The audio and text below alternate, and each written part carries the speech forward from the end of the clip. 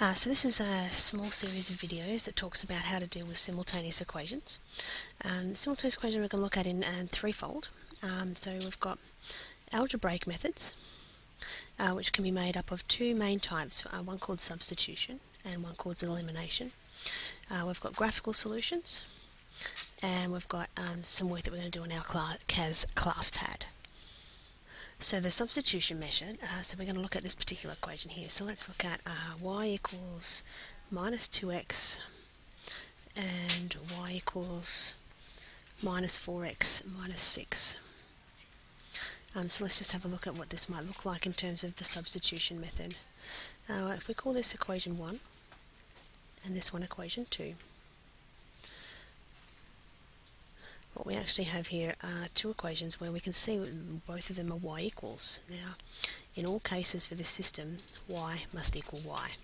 And if that's the case, then we can say that therefore minus 2x must be the same as minus 4x minus 6. And this is the substitution. We substituted one value of y into the other, and now we've got an equation here with just one variable that we can solve. So if I quickly do this, I can plus 4x to both sides,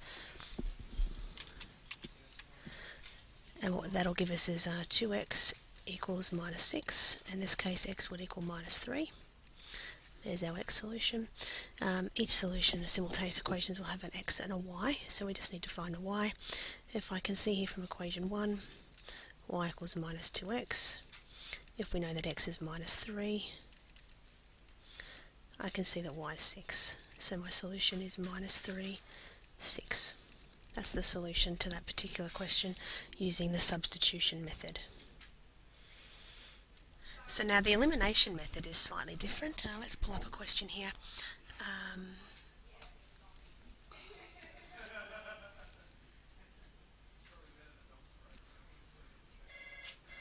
9x plus 10y equals 153, and 3x minus y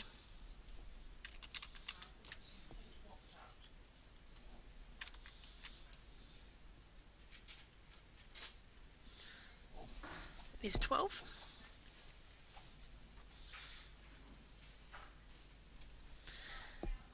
So the elimination method is where we want to eliminate one of the variables by doing some manipulation.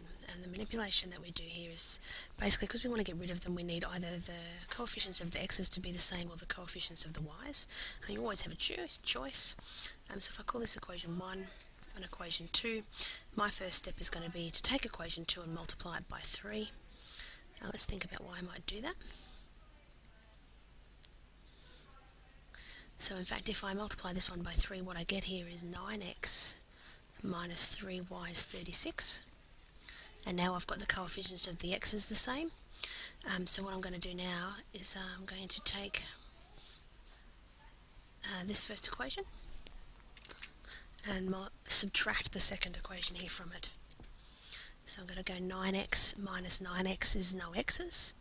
10y minus 3y is 10 plus 3, which is 13y. And 153 minus 36 is 117. Now I've got the equations with just one variable I can solve here. So y is going to equal 9. Again, what I need to do is get what the x value is for that. So I can use any of those equations that I like. So I sub back into here. 3x minus y is 12. So I have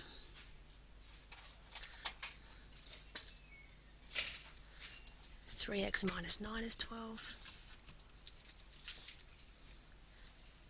3x is 21, x is 7. So in this case my solution is 7, 9. So there are a couple of ways that you can solve simultaneous equations on the class pad. First thing we need to do is just set ourselves up some equations that we might be interested in solving. So let's have a look here at 7y minus x equals 11, and let's do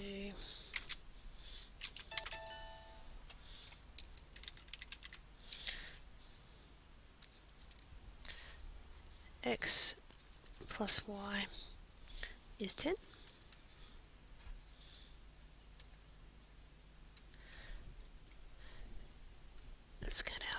that up. Okay, so the first thing I'm going to do is just do a purely algebraic method on the class pad. So into main, just going to clear out everything that's in here. The keyboard, in my 2D functions here, this is the button that I want for simultaneous equations, curly brackets with my 2 lines.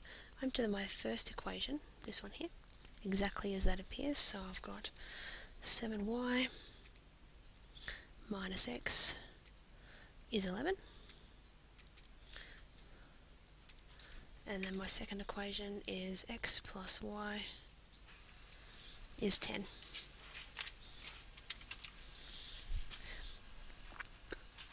This vertical line here normally mass means evaluated at, and so we want to actually evaluate this for the variables x and y. So I'm going to go put x comma y. If you just want to solve for one, you could just type in the one variable. Press XE. What I get here are my 2 fraction answers. If I want them in decimals, I can click that button. I can see here that the answers are 7.375 and 2.625.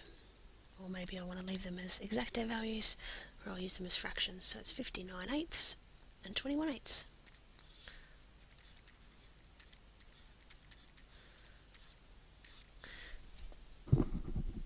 And that's the easiest way to use and solve simultaneous equations.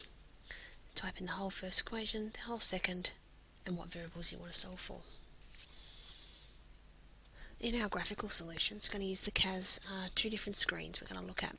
First one is through the main screen. This is the main screen here. I'll show you how to get to it again. Main screen there. So in this main screen, I type in the equations exactly as I've got. So I've got an x minus 11y. Press XE. That other one is y equals. So once I've pressed XE, I've got them both here as appearing as 2 solutions. I press the graph button, which is this one here. Individually drag each one down into my graph screen. If the view is incorrect or you've had a different view from the previous screen, you can move it around. We can go zoom, quick initialize, it puts it back to the main screen, or you can use this function to type in exactly what range and domain you want to be able to view. As long as you can see the intersection on your screen, the next step will work. So I've dragged both my graphs in, analysis, gsolve, intersect, and it immediately tells me that these intersect at 1.25 and 1.48. So that is the solution using graphical means of this particular simultaneous equation. I can also use my graph screen, graph and tab, clear out everything that's here.